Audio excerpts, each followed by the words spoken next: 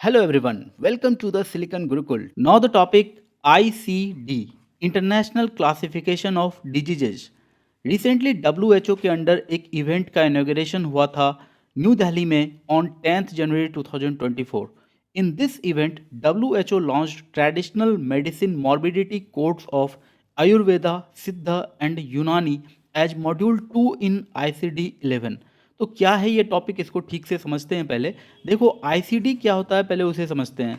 WHO ने world के सभी डिजीजेज को इंटरनेशनली क्लासीफाई किया हुआ है और ये क्लासिफिकेशन उसने कोडेड फॉर्म में किया है and this classification series is called ICD, international classification of diseases. ICD provides wide spread use globally.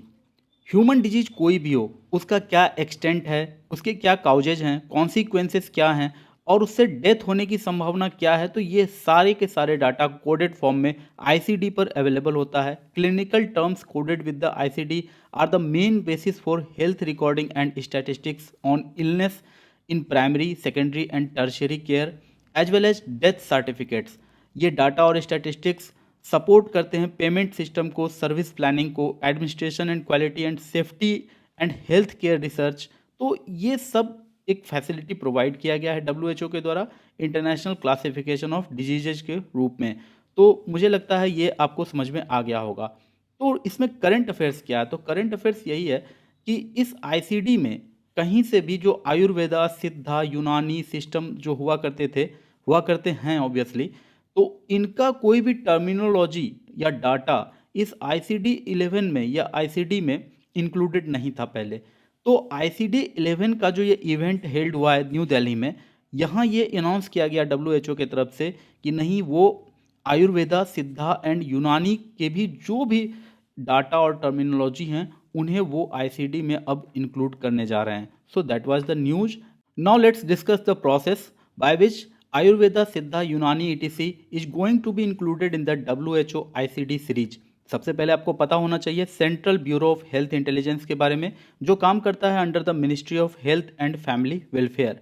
और WHO के ICD रिलेटेड एक्टिविटीज़ के लिए WHO कोलैबोरेशन सेंटर के रूप में यही काम करता है। That means central bureau of health intelligence CBHI ही काम करता है। तो इस तरह से आपको समझ में आ गया होगा कि ministry of health and family welfare किस तरह से डब्ल्यूएचओ से कनेक्टेड है। अब आइए बात करते हैं आयुर्वेदा, सिद्धा एंड यूनानी मेडिसिन को कंट्रोल करने वाले इंस्टीट्यूशन यानी मिनिस्ट्री ऑफ आयुष की। तो मिनिस्ट्री ऑफ आयुष के अंडर एक पोर्टल है जिसका नाम है national AYUSH morbidity and standardised electronic portal.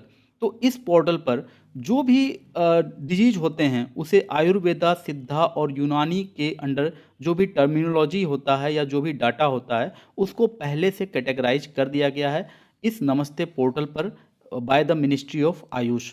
तो ये पहले से किया गया है और बस इस पोर्टल को कनेक्ट करना है। ये ministry of health and family welfare CBHI के द्वारा ये काम किया जाएगा। दैट मीन्स CBHI और मिनिस्ट्री ऑफ आयुष का कोलैबोरेशन की इसमें ज़रूरत होगी और इस तरह से जो TM2 module of ICD 11 series है उसमें आयुर्वेदा, सिद्धा एंड यूनानी सिस्टम के अंडर ये क्लासिफिकेशन को WHO के पोर्टल से कनेक्ट कर दिया जाएगा। So this was a brief overview over the integration of Ayurveda, Unani, Siddha with the ICD-11 TM Module 2 classification of WHO। यहाँ TM का मीनिंग ट्रेडिशनल मेडिसिन है। Now some key facts about Legal Service Authorities Act. It was enacted to give a statutory base to legal aid programs। इसे समझने के लिए, इस line को समझने के लिए मैं आपको समझाता हूँ आर्टिकल 39A। आप सबको पता होना चाहिए कि हमारे DPSP पार्ट में आर्टिकल 39A को इंसर्ट किया गया था 1976 में via the 42nd amendment act.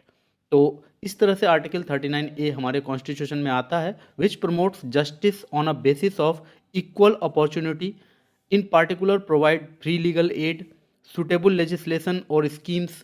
तो इस तरह से इन प्रोविजंस की बात किया गया था आर्टिकल 39A में। लेकिन आप सब जानते हैं कि DPSP कहीं से भी कोर्ट में चैलेंज नहीं किया जा सकता है। दैट्स वाई कोर्ट में चैलेंज किया जा सके तो उसे स्टैट्यूटरी बेस दिया गया legal services. On this note I conclude the topic. Hope you like the video. Thanks for watching.